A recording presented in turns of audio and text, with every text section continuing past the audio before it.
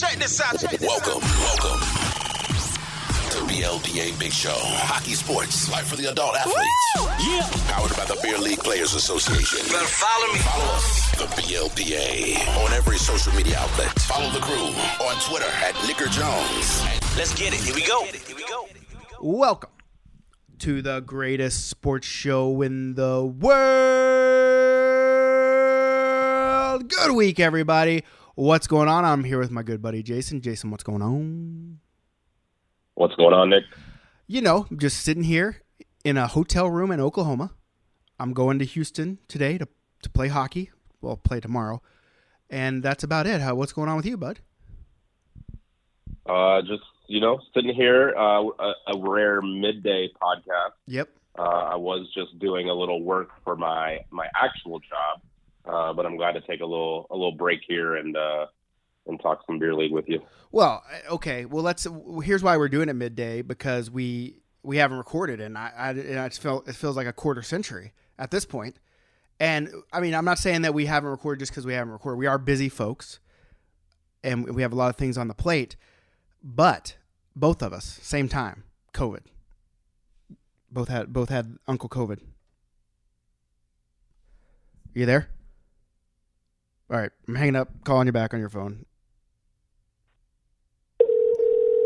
Now I got to call Jason back. We're having tech issues. As you can see, I'm not going to edit this out because that's not my style. Jason? We're going back to AirPods here, folks. I just told him, Jason, I'm not editing that out. I'm gonna keep rolling with it because it's not my style to edit things. I just let things roll. Okay. And so that's fair. We're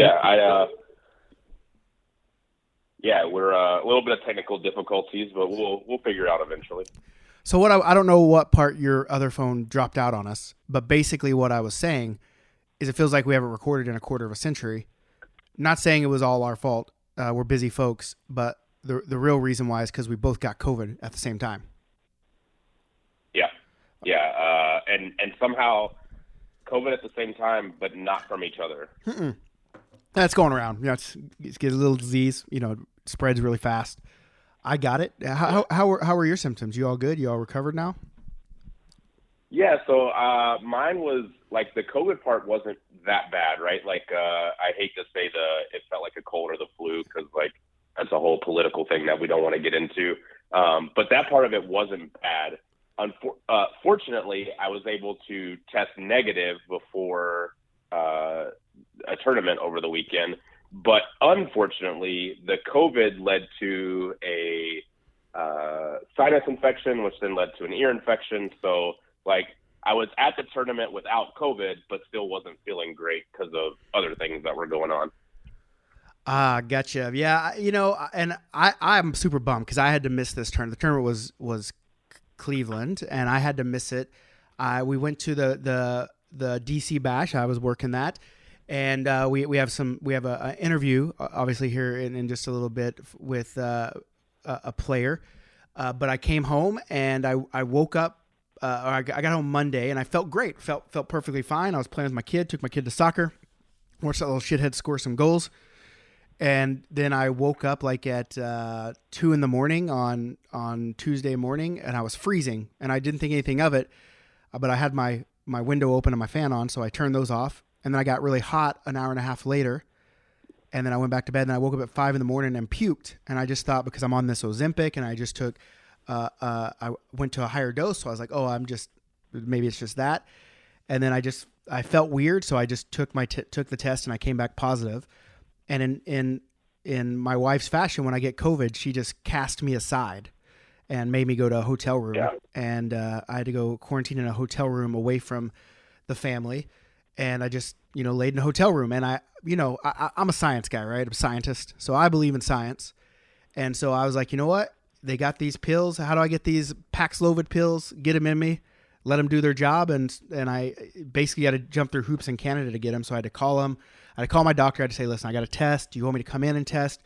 I'm diabetic. I have a pre-existing condition. Does that qualify me for this miracle drug, whatever they're calling it, Paxlovid? And she did, and she gave me a prescription. Then I had to call like 15 pharmacies to find it. and then I found it and I took it, and I tested positive Tuesday, and by Sunday morning I was testing negative. Well, that's good news. Listen, I don't want to blame you for us getting COVID, right? But it is ironic that we talked about dick particles being in the air. Yeah. And then like 2 days later, we both end up with COVID. Yeah. You know what? That's the Illuminati working, I think. We figured something out. I think we figured something out.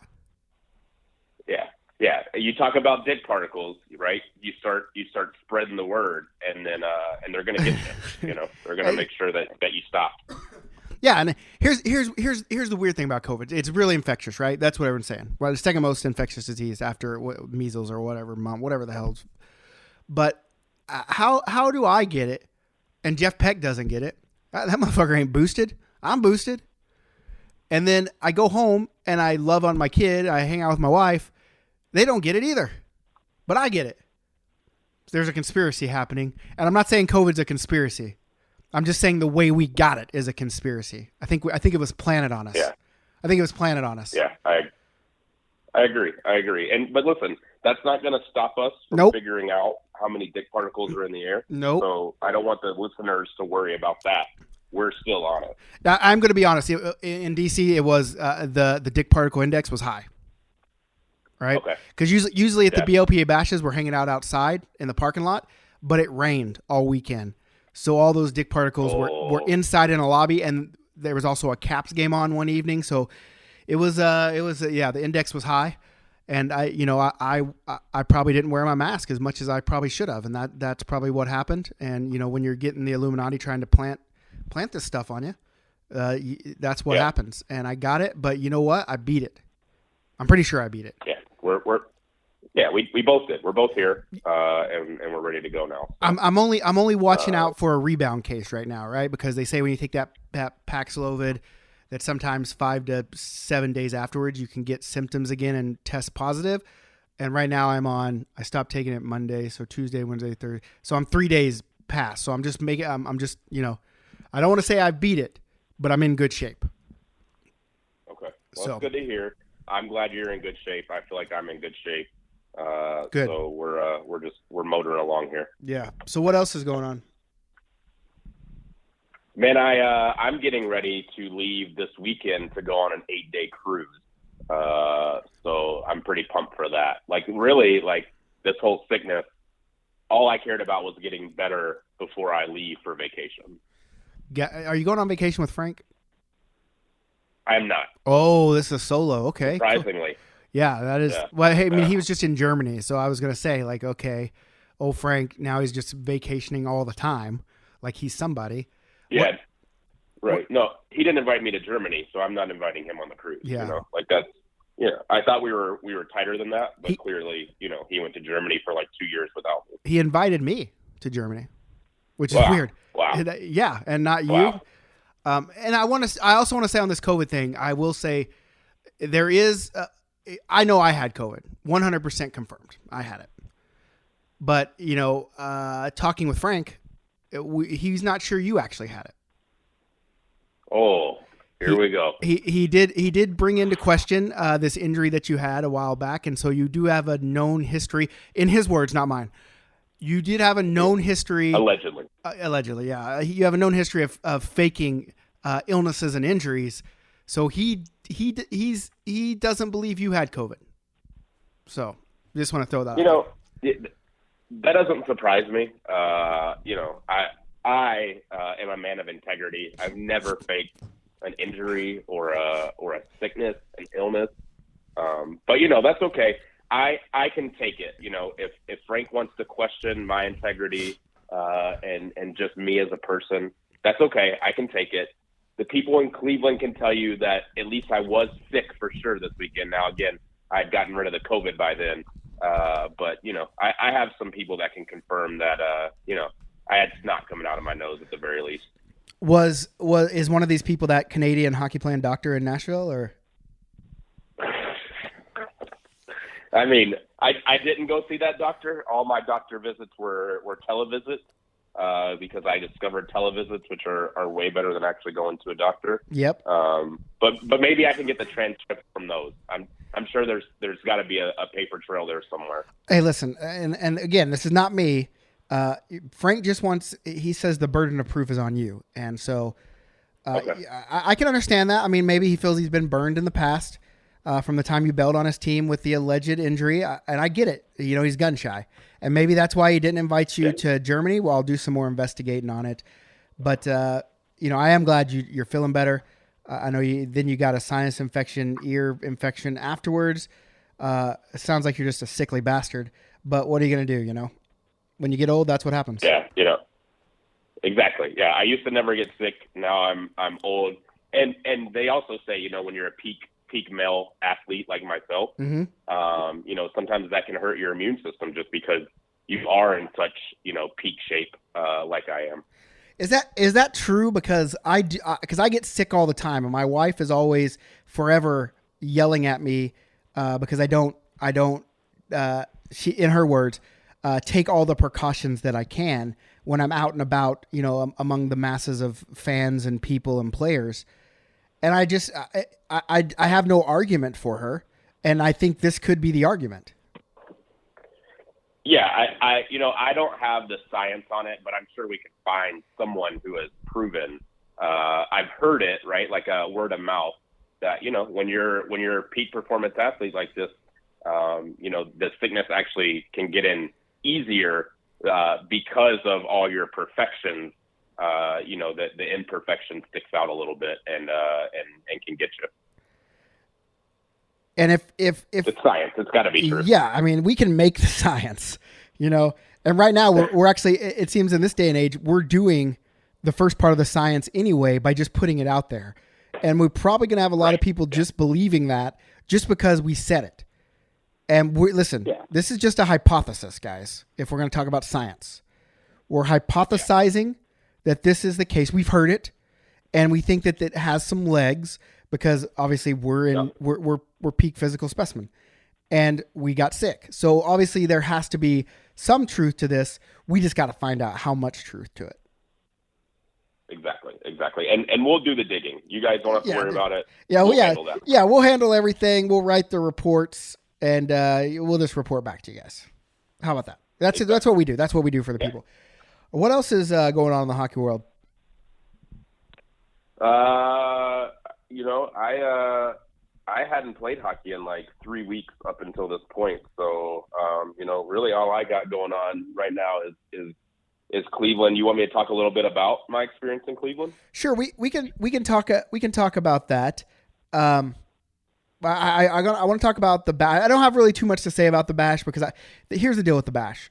I was so busy that I didn't get around to doing a lot of things that I wanted to do, but I did get to do one thing that I think the people should know about.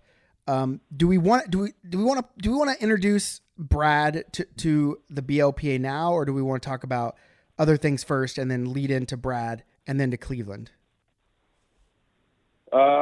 Yeah. Well, you know what? Let's talk about something different. I did have a question for you. Okay. And then we can talk about Brad, and then we can close with Cleveland. Okay. Hit me. So I was just curious what you were thinking of the NHL playoffs going on right now. No, not beer league, but certainly hockey related. How are you enjoying the playoffs? I'm not watching the playoffs anymore or the NHL forever. I'm done. Ever? Wow. What do you want to talk about it?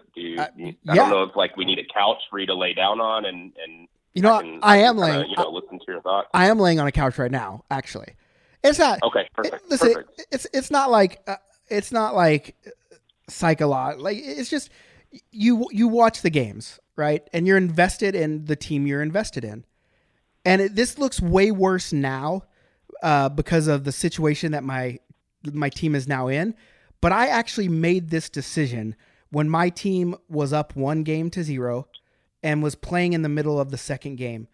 And I said, you know what? Fuck it. If this is how it's going to be, I'm not going to watch it. And you know, this is a byproduct of the league and the media and how they handle their business. And I thought, What's the point of being invested in one certain team if the media and the league is going to push their agenda for one team through?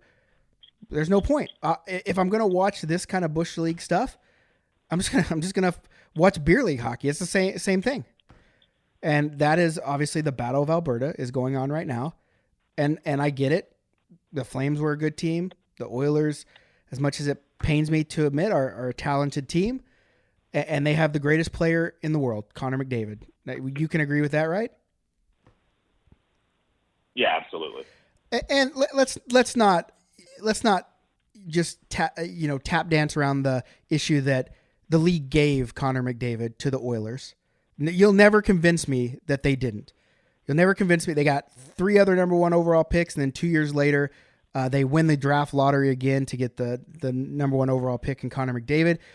Buffalo should have gotten that pick, by the way. Fuck Buffalo, but in a respectful way for trading Vegas Jack Eichel. But they gifted him Connor McDavid, and now they got him. That's cool. But it's all you fucking hear about. Like, you don't hear about the Flames. You watch the games in Canada, and not even on the ice. I mean, the commentators, that's all they talk about during the game is Connor McDavid. And then you go and watch the media, and it's all Connor McDavid. It's nothing about the other teams. And it's sickening. It's like, why am I invested in another team that's not a team that the media likes? For example, Toronto Maple Leafs.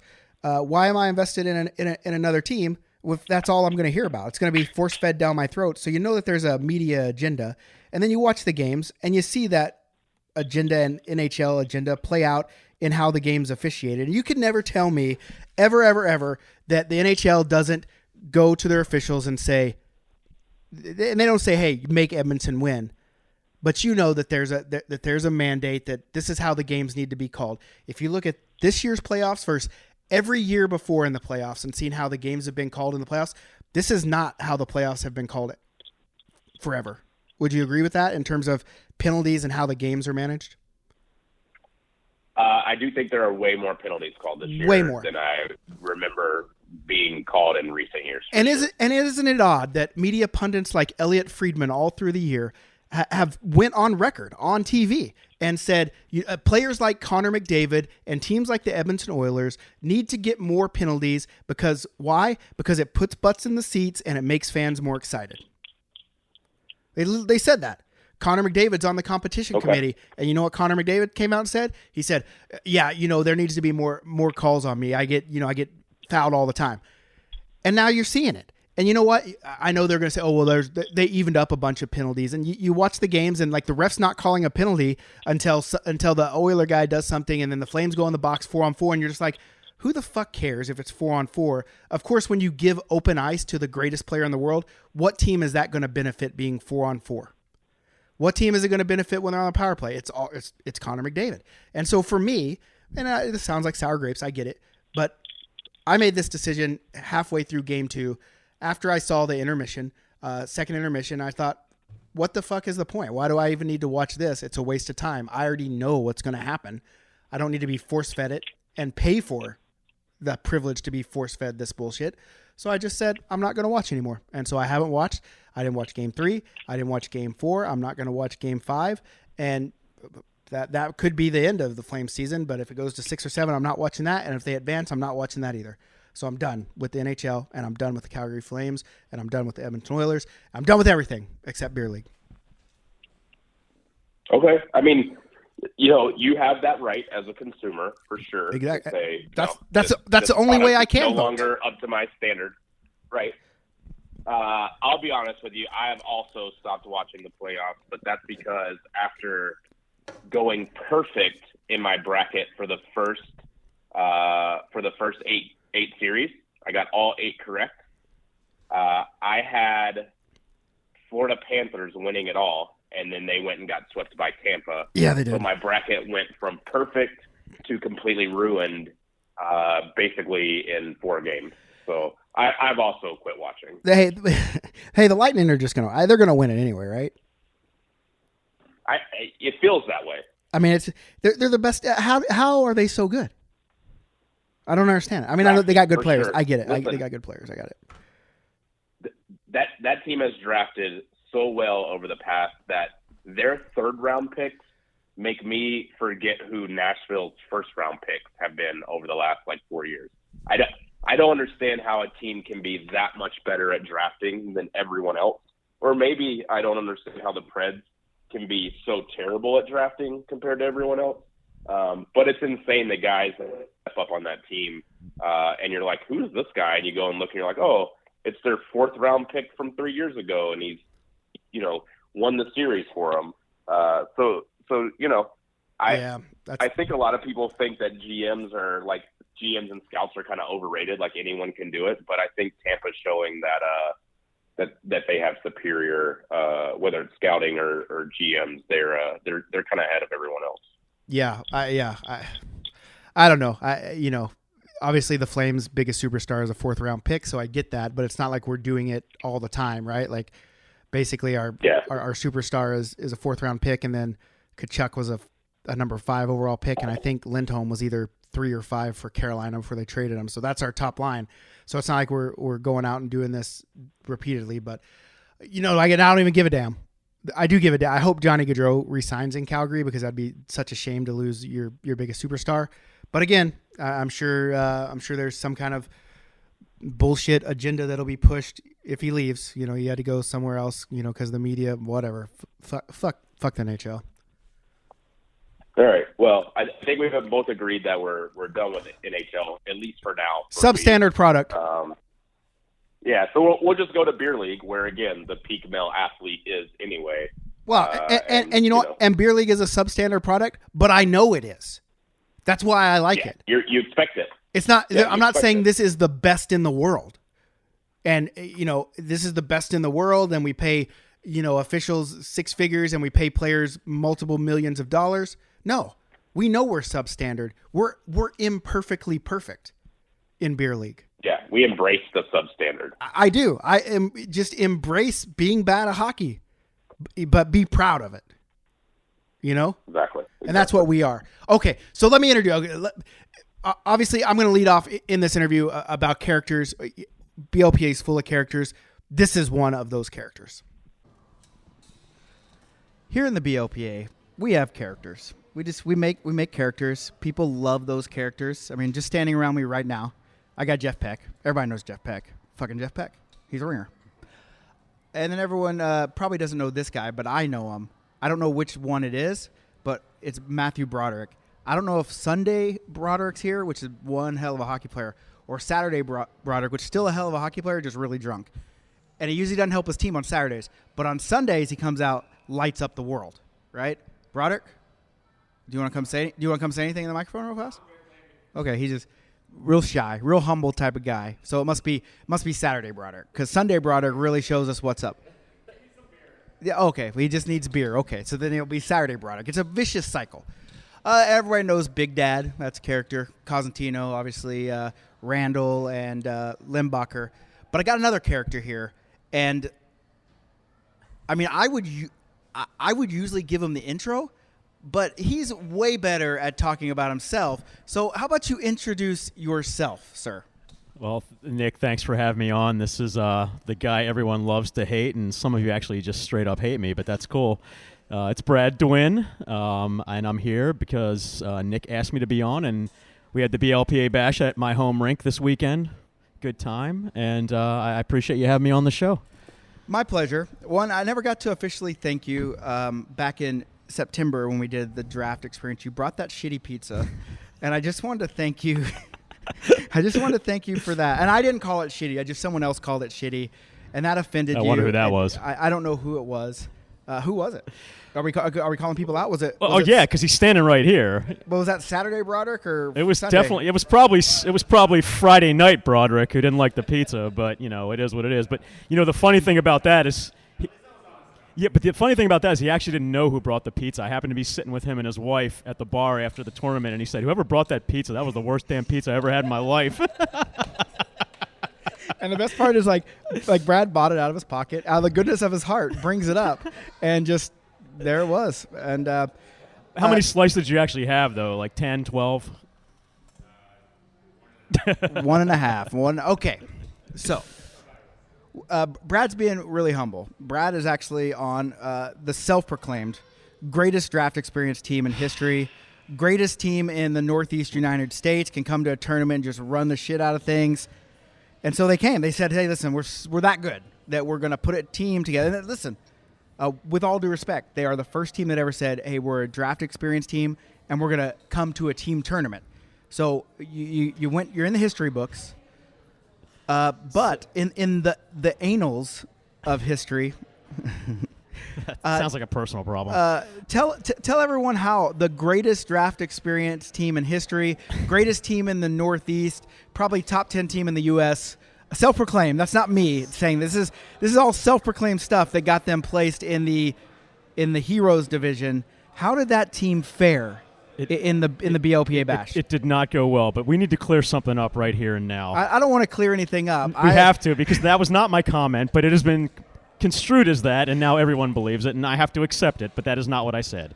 I said it was the best Dex team I have ever played on. Okay, then this is why I wanted Jeff Peck to sit right here, because we were talking about this, and Jeff Peck has told me repeatedly about this thing that you said, that is what you're saying that you said is not what you said, but what I am saying that you said is what you said. I'm being totally railroaded. This is collusion between BLPA employees. Not a chance. Not a chance. I wouldn't see. Look, I talk a lot. Everyone knows that, but I would never say something like that because I've only played in 7 Dex tournaments. But for me, that was the best Dex team I ever played on. So I wouldn't make a comment like that. I mean, Peck, what's your listen? Let's.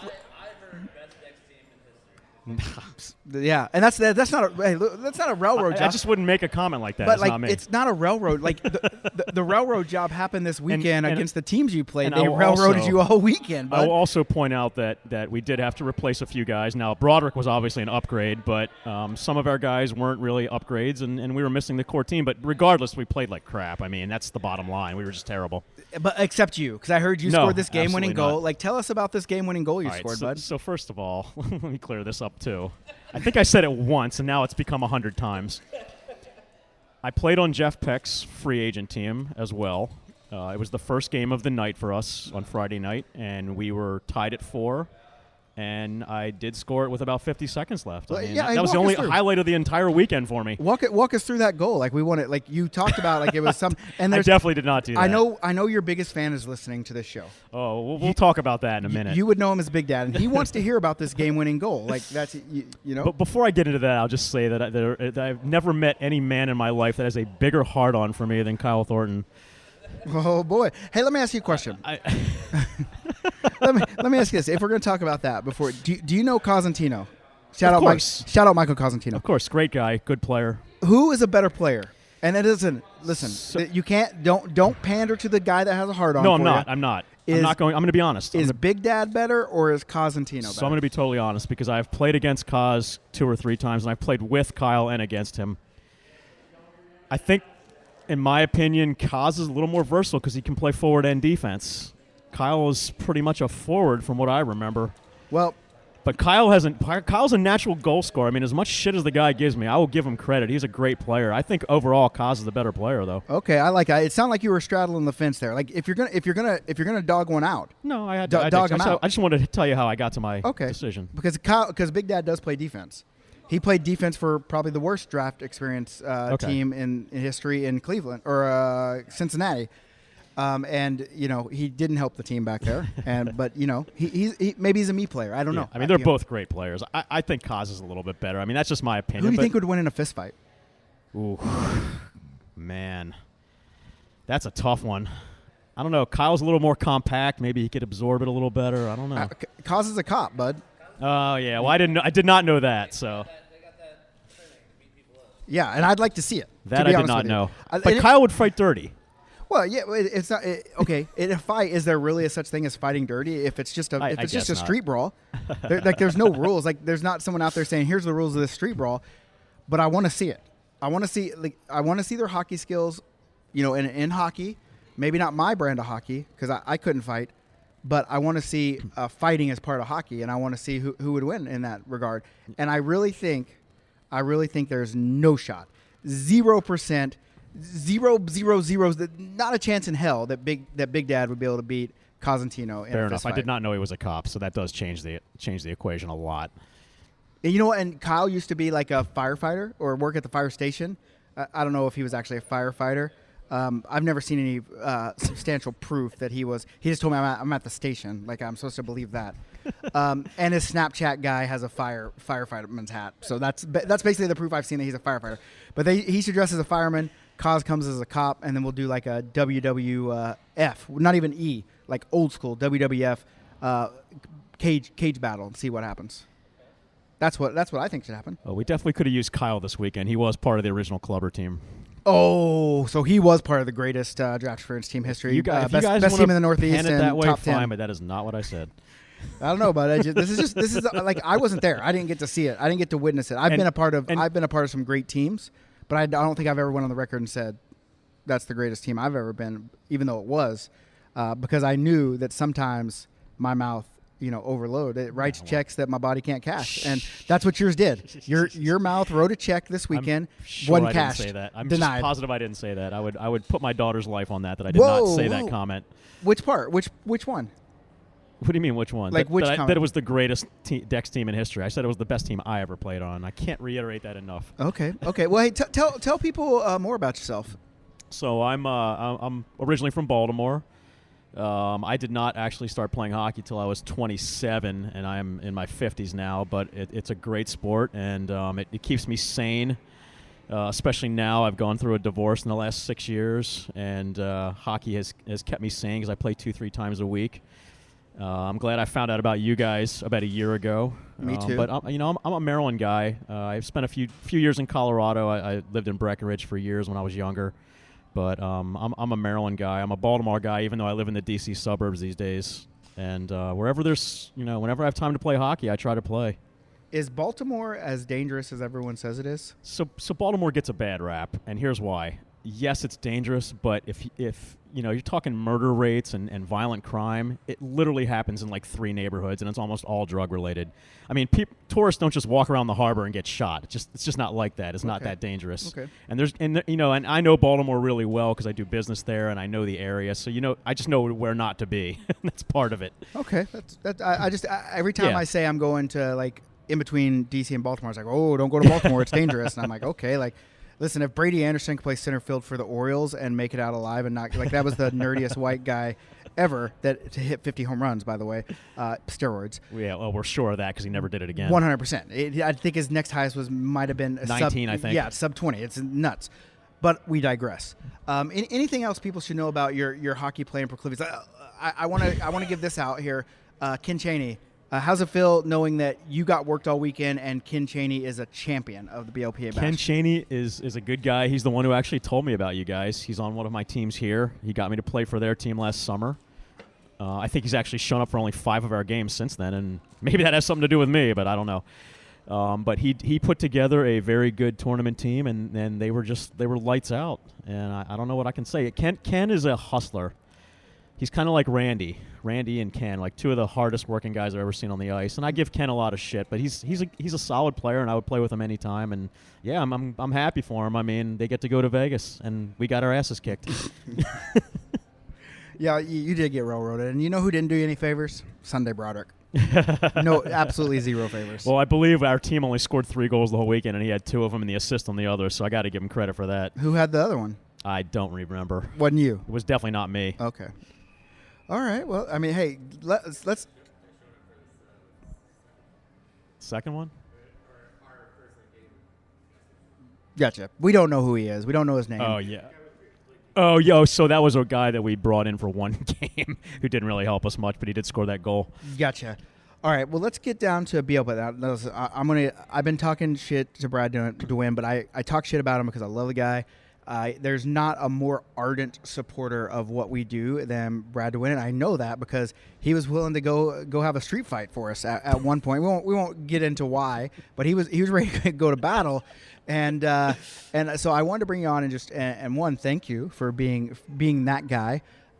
2, say just because you talk a lot doesn't mean you don't have a place here. Just because Kyle Thornton chirps you doesn't mean he doesn't like you. Actually, it probably means that he really likes you.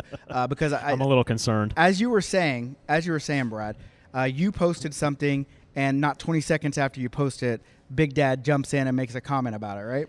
And it was actually a funny comment. I'll give him that one because it was Jake Costantino from our team who was pretty much passed out because Jake played like 7 games this weekend on a couple different teams, and I took the picture of him passed out, and of course Kyle, within 20 seconds of it getting posted, Brad must have been telling a story and he fell asleep or something like that. So I got to give him props. That was a funny comment. But the reason I said that is because, like I said, I wanted to thank you, but I wanted to ask you what's your favorite part about, one, the BLPA, the group in general, just the brand, and then I want to ask you about what your favorite tournament experience has been thus far. So let's start off with what's your favorite part about BLPA in general? I just like being able to play hockey with a different group of people all the time. It's just I've probably made like 50 new friends in the last year doing this, and I mean even the people that don't like me, at least they know who I am, and we hang out, and they don't have to like me at the end of the day, but we have a great time. And I don't think anyone no, dislikes I know. you. I give a lot of shit. I take a lot of shit. It's okay. But I mean, I've met some amazing people over the last 9-10 months since I've been playing hockey with you guys, and it's a great experience, and I'm always willing to do it.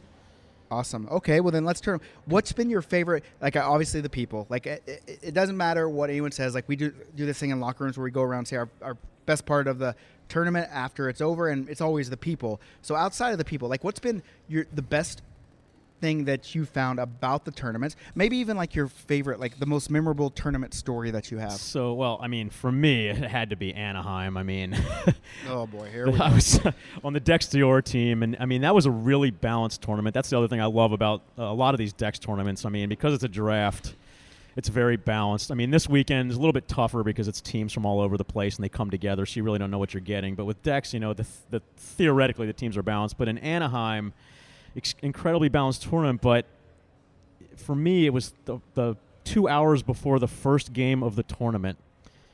There was a video of our goalie, Chris Wyatt, throwing up outside the rink, I believe. Mm-hmm. And I said to myself in my hotel room, we are screwed this weekend. I mean, we got 5 games to play. And you didn't even see him. You didn't even see him Friday night when he got kicked out of the draft party because he kept taking off his pants, and then he put on his pants, all his clothes, and put on sunglasses and tried to get back in. And he did get back in, and then when he started to take off his pants again, they ran him out again. They realized, oh, listen, it's the same guy, just in sunglasses. I was like, there's no way we're going to win any games in this tournament. And we did lose a couple on Saturday, but the guy was a great goalie the whole way and not sober the entire weekend at all.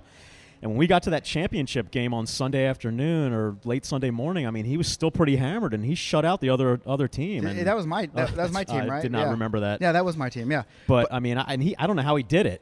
But speaking of that Southern California, like the luxury brand, the bougie beer league tournament.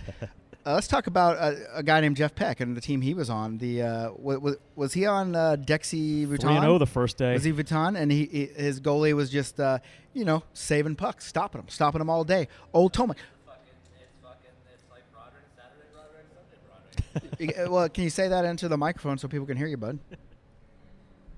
Our goalie was basically like the goaltender version of Saturday Broderick and Sunday Broderick, but he fucking Saturday was lights out and Sunday he shit the bed. And you want to know what's funny about that? I had that goalie in Omaha. Saturday lights out, Sunday. Tomek, we're coming for you, bud. That's what he's been telling me. He said, "Hey, bud, sorry, one of these Sundays I'll get it." He said, "You got to shore it up." Like, what do you think? Do you think it's just mental fragility? He just gets the championship Sunday. You know and at the end of the day, 5 games in one weekend is a lot of games, bud.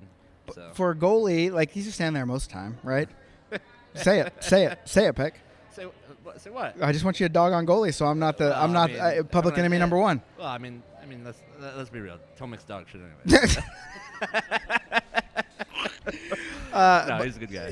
Tomek is a great guy, but maybe what happens is maybe our beer leaguers, our players are smarter than we give them credit for, and they just get the book on them, and they know now. Yeah. Because, like I said, it happened in like I literally thought, well, fuck, that Vuitton team was stacked up. We were like, good, yeah. And then Sunday shit's bad, and then we come to our team, and our team wasn't very good in Omaha. I don't think they were that good, right? But like Tomek was on his head, and we're like, all right, we're good. And then Sunday we came in, and listen, we lost to Frank. Speaking of Omaha, I mean, it was the same thing in Anaheim. There, the same exact situation. The best team on Saturday goes to the smaller ice on Sunday, and we shit the bed. It was the same. But thing. we went to the bigger ice though, right? Because we went no in Omaha. We went to the big ice on Sunday. I thought we were on the small ice on Sunday. No, we were on either way. Whatever. Either way. way. It's just like that first one in Omaha, right? First one in Omaha. like your team, you kill everybody on Saturday, and then we go to the small sheet. That's what I'm talking about. Yeah, That's what I just said. yeah, but then in Tranquility it goes from regular size ice to Olympic ice. Well, I'm talking about the first Omaha. Oh, okay, yeah, First yeah. Omaha. Yeah. With, We went to the the fuck's his name? The gorilla. what do you?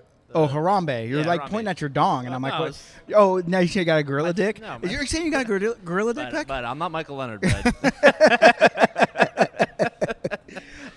But yeah, Tomic's done it to us, and like I said, we lost to Frank. Was that you too, Sub-Zero? Yes. Yeah, we lost to you guys that first game, and then you guys went on to Frank. I don't know how Frank drug Big Dad to a championship, but he did. Yeah, unbelievable. Unbelievable stuff. So, but anyway, so other than that, I forgot where we were because now we're talking about Tomic.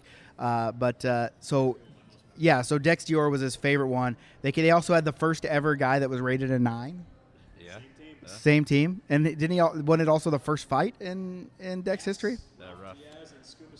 Oh boy, Scuba Steve. The guy couldn't stay on his feet. It wasn't his fault. So Best player in draft history, best team in draft history. I guess, fucking Dwayne, bud. Like holy shit, the guy everybody loves to hate. No one needs to tell you about him because he's going to tell you about himself, right? So other than that, hey Brad, thanks for coming on. We really appreciate it. I don't want to take up too much time. He's got another game today, and if he scores a goal, I'm sure we'll hear about it in the Facebook group. Everyone, just keep us updated, Brad. I know you will.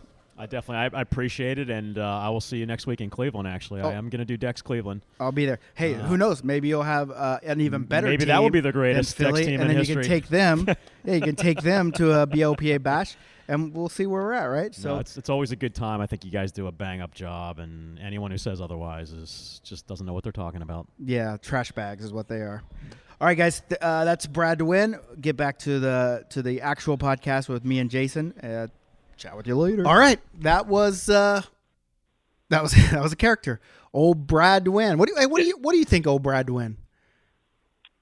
Listen, Brad DeWin, I don't want to spoil talking about Cleveland, but he just won a gold championship. I'll go ahead and give that away.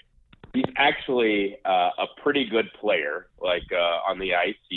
I saw him make some plays this weekend that I was quite impressed with. But this is what I'm going to say about Brad. If I have to hear him defend the fact that he shouldered a 65-pound girl in Boston and it wasn't a penalty one more time, I'm going to lose my mind. He was showing the video in Cleveland. He's still Brad, on that. I know you're listening. Yeah, and Brad, I know you're listening.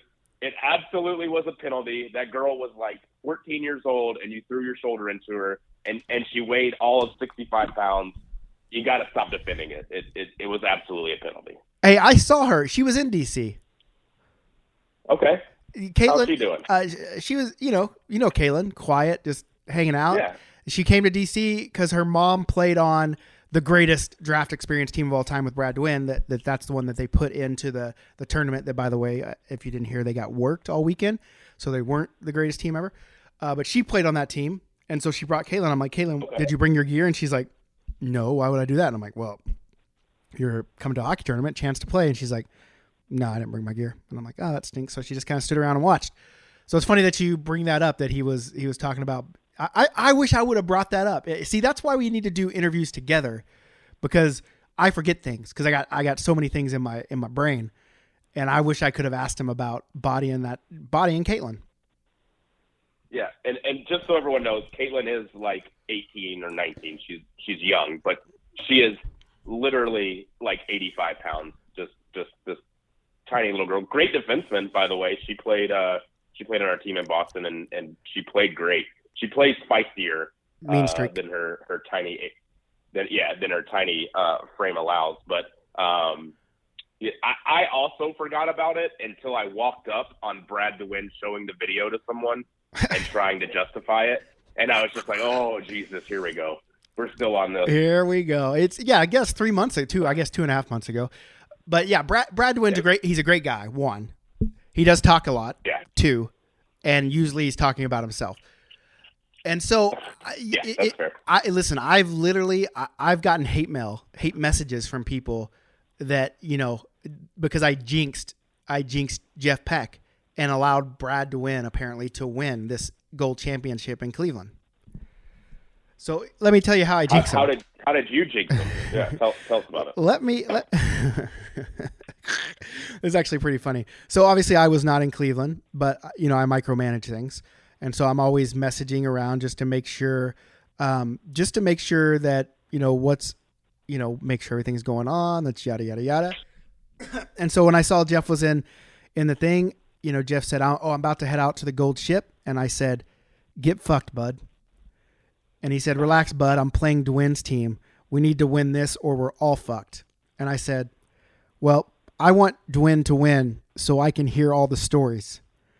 And Peck said, nobody will ever hear the end of DeWin beat the undefeated team to take gold. And I just said, I can't wait. And here it is. Nick Stradamus has spoken. And then listen, I'm following the game, and I'm like, holy shit, are they gonna do it? Because we score keep live, right? And I'm like, are they gonna do it? Yeah. Are they gonna do it?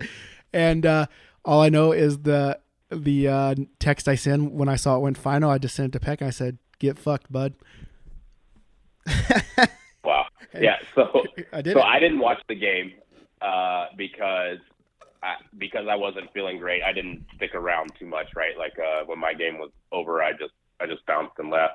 But I did check the score later and was absolutely shocked because Jeff Peck's team was stacked, like stacked. I gave no one a chance against them, and Brad DeWin pulls it out and wins it.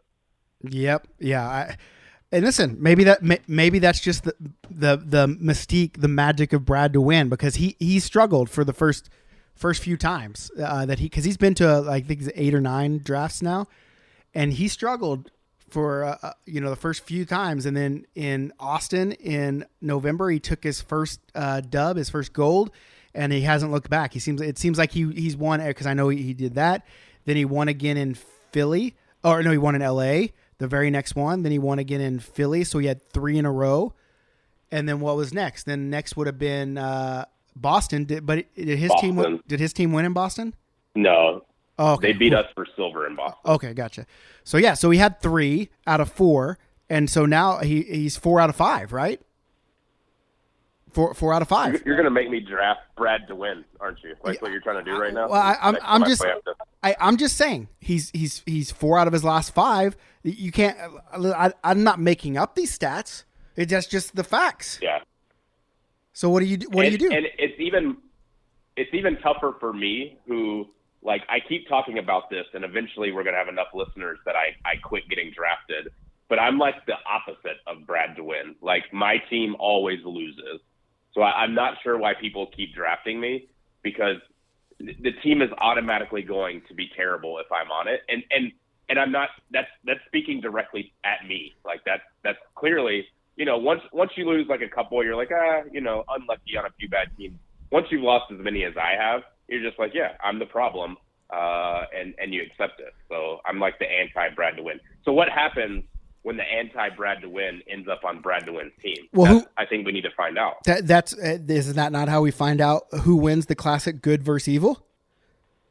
Yeah, it's like the immovable object versus the unstoppable force. Yeah. It's like the same thing, right? Exactly. So you find out because something has to give. Either you win or you don't. And if you don't, well, then obviously your power is way stronger than Brad's. But if you do, then, maybe Brad DeWin is the light. All right. I think we have to find out now, like for science. But speaking of if the you guys light, haven't figured out, the show is all about science. We're science. It's basically, I'm Nick Nye, the science guy. So, also, I just want to shout out Michael Cosentino and the whole Cosentino family. Whole Cosentino you know what we forgot to do at the front end of this episode? I forgot. Forgot a lot. I forgot. Yeah. Hey, let's just do it now. I'm not editing. This show is brought to you by HockeyWolf.com. Ow! Ow! Ow! Ow! Ow! Ow! Ow! Ow! Hockey Wolf, beer leaguers just like you and me, not NHL people that none of us like. That's a substandard product. It's beer leaguers, imperfectly perfect, just like you and me, trying to make the game more affordable for all of the beer league beauties out there. So go check them out. They got all sorts of team gear. They got all the gear that you would find in a pro shop, but at better prices. And they have these really cool state gloves. Jason's been wearing them around. Did you wear your state gloves in Ohio? I did. He did win the state. He wore the state gloves in Ohio. He didn't win, but hey, that's not the gloves' fault, obviously. But go check him out, hockeywolf.com. Ow, ow, ow, ow, ow, ow, ow. And even though we've been talking for 40 minutes or how long we've been on here, why don't you also tell them where they can find us just in the middle of the show? Like if they forgot in the middle of the show, let them know where they can find you and me and the show. Yeah, well, you've been listening to the show, and you're probably wondering where can you get more of this content. So basically every social media known to man, the BLPA, you can find us there. You can find me on Twitter at Beer League Jason. You can find Nick on Twitter at Nicker Jones and on Instagram at the Nicker Jones. Yep, that's us. And all social medias. That's us. The BLPA. And I know after this last few minutes, you're wondering where can I get more? Yeah, that's where you get it. Yeah, you find it the BLPA, all social medias, Pinterest, all that good stuff. The only ones that I'm not getting on are the Chinese and the Russian ones, because I can't understand those languages, so I don't even know how to sign up. But yeah. So and come out and play hockey. We're playing a lot of goddamn hockey this summer, so I hope you come out and play with us. I also want to ask you another thing. There was a topic at hand, and I don't know what the topic is. I was just given cryptic messages to say, "Hey, I'm here with Jason at the Cleveland Bash, or Cleveland Dex. Please make sure he talks about the topic he brought up." And so I don't know what topic this is. So I'm asking you because I was asked to ask you about whatever topic you were talking about at the Cleveland Dex. All right. Yeah, I did have a topic at the Cleveland Dex, and actually it's going to sprout into too many topics. But I need to put a couple of things to bed. Like we just need to put them to rest. There's some narratives out there that I just think we need to get straight. Okay, wait. Let me get. I want to get this one straight too, since we're talking about topics we want to put to bed and rest. I know it sounds like we're joking when we say this all the time, but we're not joking. We do want Frank to buy a mystery box and a Patreon us at patreon.com/theblpa. I just want to put that to bed. We're not joking. We want that to actually happen, right? Yeah, absolutely. Okay, just make sure. Okay. All right. So the other thing that we need to put to rest is there's a narrative out there about Mr. Jeff Peck. Here we go. That narrative is that either he can't or he doesn't pass the puck. Okay, that's what people say. If you come to these tournaments, you've heard it. It's a constant, talking point when he's on the ice. Listen, I saw with my own eyes Jeff Peck make multiple tape-to-tape passes that ended up for goals, and a couple of them were scored by Leonard, of all people. Like, you have to put it where it needs to be for Leonard to put it in the back of the net. You got to put it in the breadbasket. I watched with my own. Yeah, I watched Jeff Peck make several, including a no-look behind the back on the tape, buried for a goal pass. So we've got to put it to rest. Jeff Peck can and does pass the puck. Okay, here's the deal. One, who was the blind behind the back pass to? The blind behind the back pass was to a guy. I don't know his name. Okay, the second ringer. He was number 10 on their team. Okay, the second ringer. Okay. Yeah, but he was a good player. Listen, I heard this guy was pretty good. Probably should have been in the ring around. Fine. So let's not give that to Peck. Okay, that was probably all him. Like Peck just probably threw it out and the guy went and got it. Okay, cool. But I have never once said that Jeff Peck can't pass. Okay. I have always been on record to saying he just doesn't want to.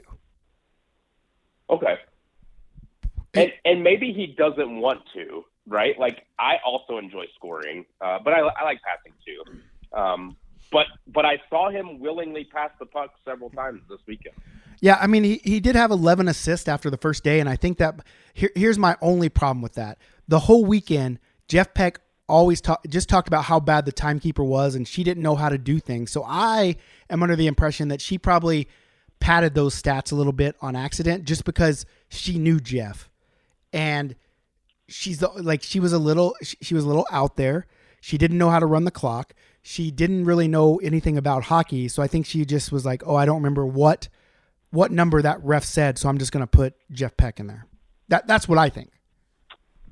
Okay. Well, this is all I can confirm. A few games that I watched of Jeff Peck, he made some good passes that ended up as goals. So that I'm just putting that out there.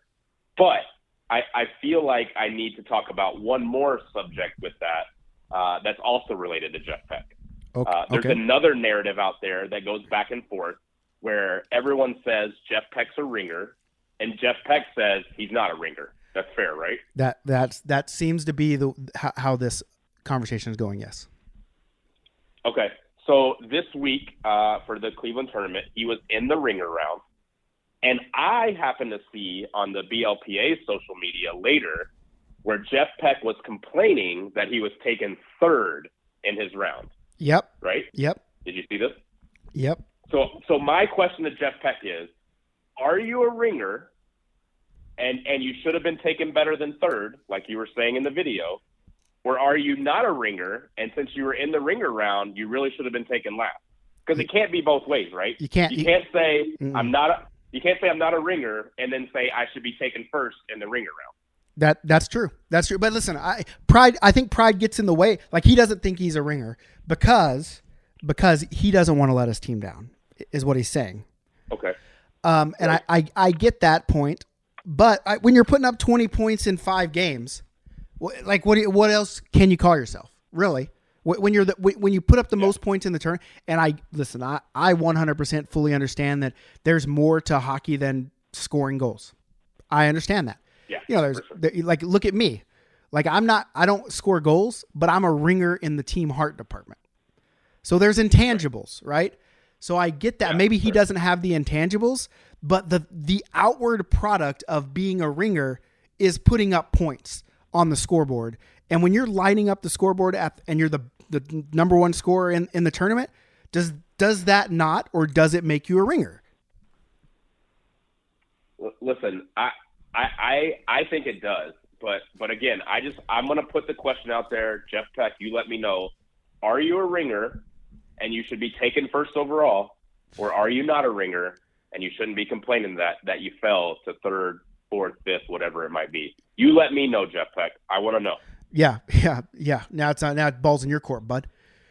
Hey, okay. So do you think Kaz is a ringer, right?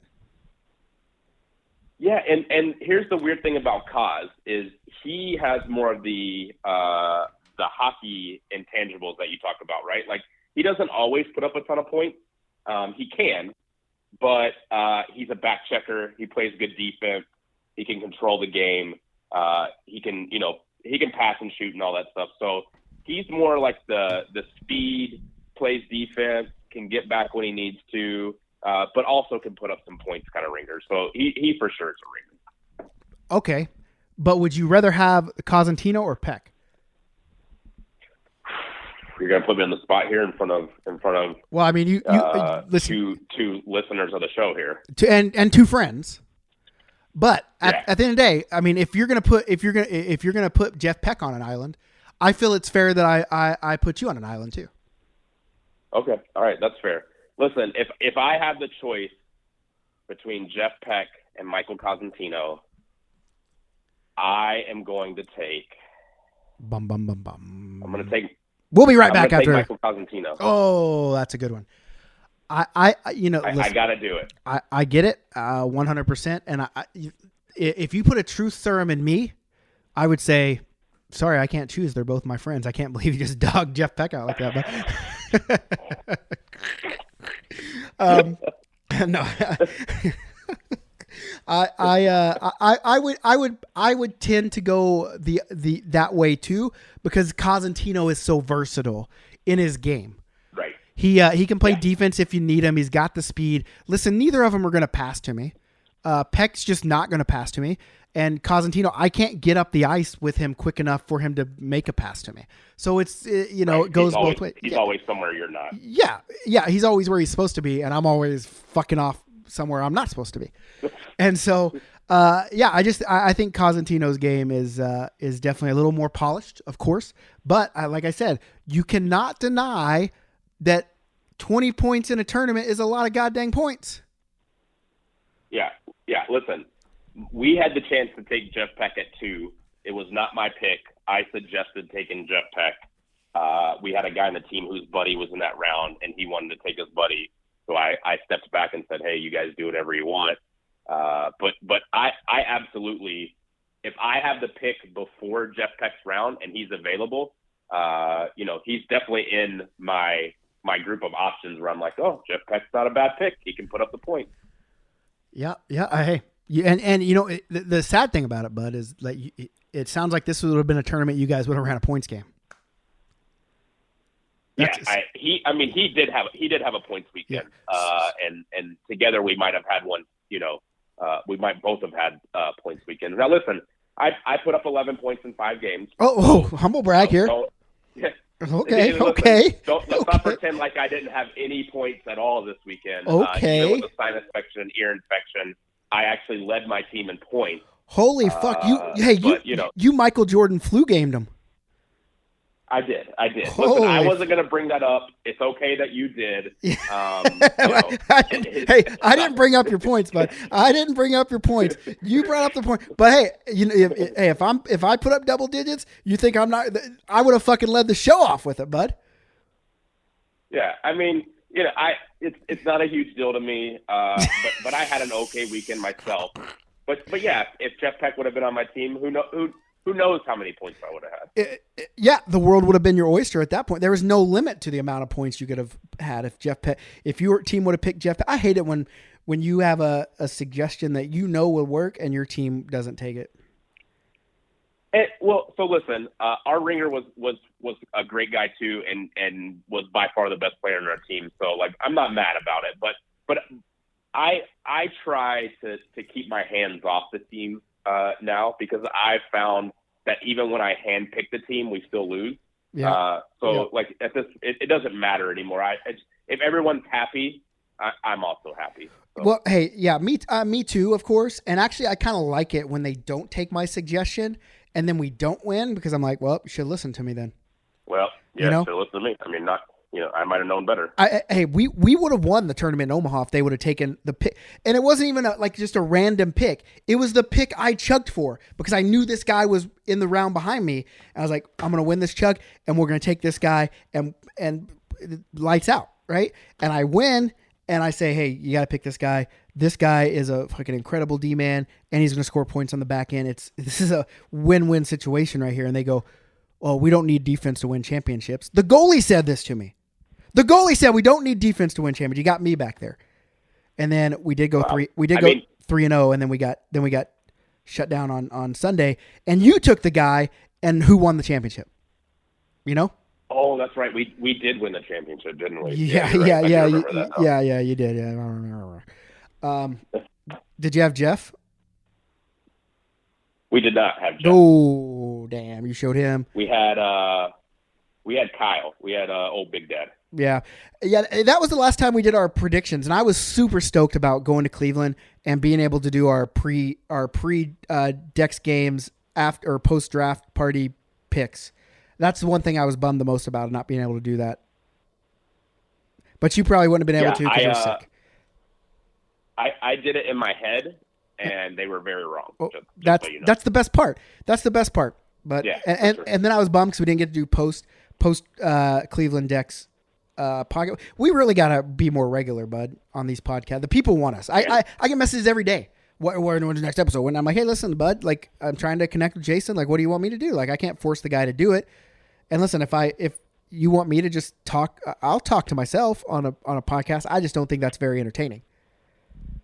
And so yeah, and again, we had the COVID thing going on, so it was just an unfortunate last couple of weeks for us. Now I'm going to be on a cruise for the next 8 days, so you guys are going to when are you going on a cruise? That one out. When are you going on a cruise? I'm leaving Saturday morning. Ooh, damn! I was gonna say Sunday or Monday. Here's what I'm gonna do for next week's episode. I'm gonna have my team because we're going to Houston. I'm actually leaving here in a couple hours. Haven't even packed yet, by the way. Okay. I'm actually leaving in a couple hours from Oklahoma City, and I'm going to Houston to play in the Oil Kings Memorial Day Shootout. Now, it's one of the biggest tournaments around. It's been going for years. I think there's 78 teams or something in this tournament, and they invited the BLPA down. There was a team opening, or I think a team fell apart or something, and they said, hey, do you want to play? I've been asking you for years. I'm going to ask you again. And I said, you know what? We actually just canceled a tournament we were supposed to have. So, yeah, Memorial Day's open, so I'm going down there to play in it. And I think what I'll do is I'll just put microphones in front of my team's faces, and that'll be the episode, I think. Okay, I approve of that in my absence, and then when I get back, we'll make sure that we record another one relatively quickly. You know what people want? And you can tell me all about how Houston was. You know what people want to see? They want to see a video version of this podcast. And we can do that for sure too. We've got the equipment now. Science. So maybe that'll be the first thing we do when I get back. That's probably, yeah. I think that's a good one to do. I mean, people just want to see us, right? I get it. Yeah, I don't blame them. I mean, here's the hard part is once you do that, I mean, how do you not change the show to just the Handsome Podcast, right? Right. Yeah. I mean, I also want to see us.